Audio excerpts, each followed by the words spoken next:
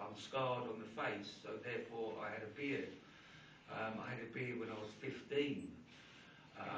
It was to hide the scars, and with the beard I'm confident, or I am now, but without it I'm absolutely nobody. That's how much it can turn. You can turn on a sixpence. So that's a little bit about BDD. I'll tell you a little bit more about it later. Well, I came out of Medifield.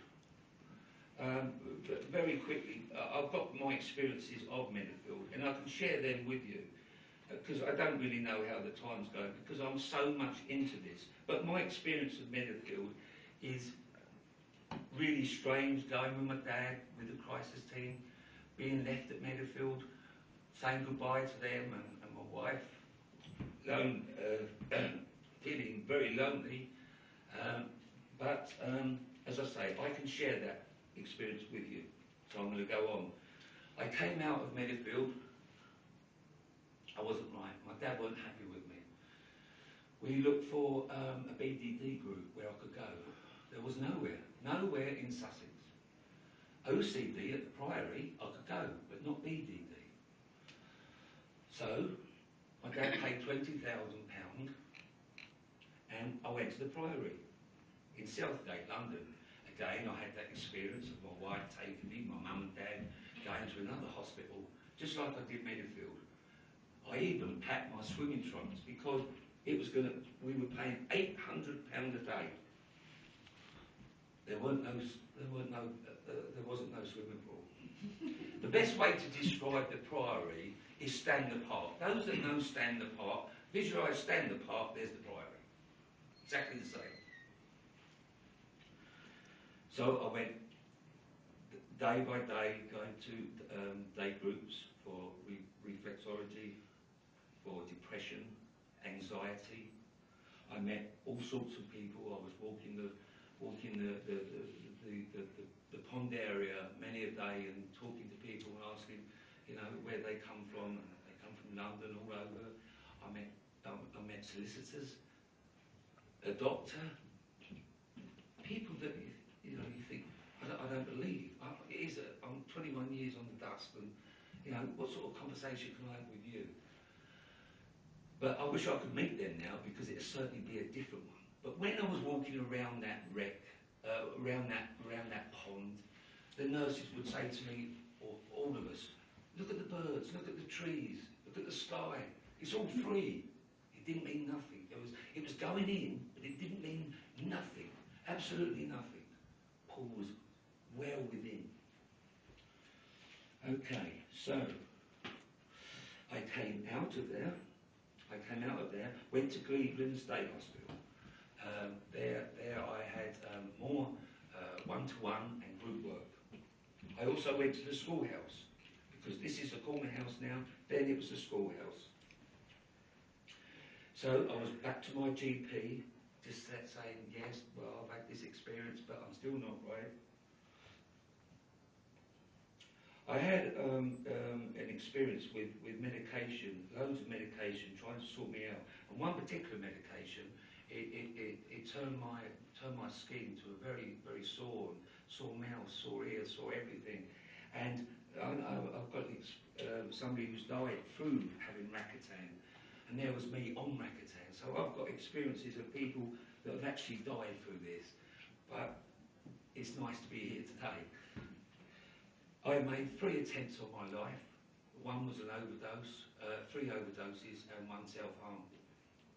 I don't want to go into that, but I can talk to people about it. But I don't want to talk about that today. I cut my hair.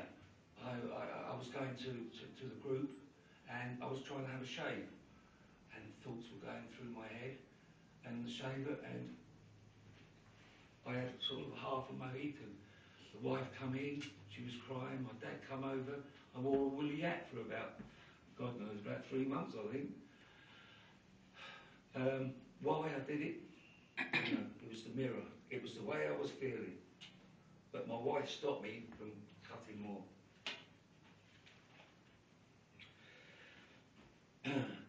Paul was in charge of Cleveland's then, the day hospital, and he sent me on a holiday. And So I went down to the New Forest, met other people in mental health from all over, enjoyed the week. We went out for days trips, they'd take us to the market, they'd take us to see the animals, just general therapy. But it wasn't, I noticed others were sending cards home and things like that. I didn't feel right, I didn't feel that I deserved a holiday, so I didn't send nothing home. But that was why, I didn't deserve that holiday. That was me, that was how I felt. But meeting others was important. I came out of there, went back to Cleveland's, things were still not getting right. So I went back into the Priory, into Southgate, under the National Health. And I know he's not here today, but Tim Lawton helped me, helped my mum, my dad, my wife, to get me back in there under the National Health, so I didn't have to pay this £20,000. Went back in there, same nurses, same doctors, different patients, because obviously some had moved on and some had come. Well, BDD is a very embarrassing illness, and I went to one group, and there must have been about 30 for depression, and a couple of days before, we all had to do something in this room, something that we started to attack our illness. So I said, I don't know what to say. I said, I'll tell you what, I'll have a bit of a shave. Oh, that's good, Paul, that's good, and everybody went. I thought, oh. So that night, but I didn't want to. So, got up early in the morning, had breakfast, whipped downtown, had a shave, barbers. I walked back through the park, feeling really proud. I thought, well, went to the depression group. Cut a long story short, this man actually mentioned that I'd gone out. Well, talking to a BDD person, the way I felt, this person wasn't going to get away with it. I discharged myself in something like about 8 hours. Doctors were saying, look, we won't give you no more help. I said, I want to go. My wife come and pick me up. I had to go. She said, why? I said, I've got to go. Embarrassment in front of all these people. I was getting on so well. Does it matter I went to the barbers? I was so proud. But that's his view. That was his view. He thought he'd done right. He had the experience. Okay. I came away. Back to Cleveland's. Back to the schoolhouse. Back to depression, relaxation, anger management, anxiety, art, pottery. Then the cornerhouse. So we've moved from the schoolhouse to the cornerhouse. So I came along to have a look. So I'm back to doctors, I'm back to here. I'm back with my, trying to control my wife. Sorry. trying to control my life. And Pat, who's at the day hospital now, and thanks to her, a couple of here today, which is nice, thank you, Pat. But she sent me back on the holiday. I couldn't believe it. I went back to the New Forest. So I thought, well, surely somebody else should have a chance. I remember, no, I didn't want to send cards, but sure enough, I went back there. Because basically, I was living, but nothing, it wasn't right. So back there I went, back to the New Forest, back with the ponies. I met some nice people.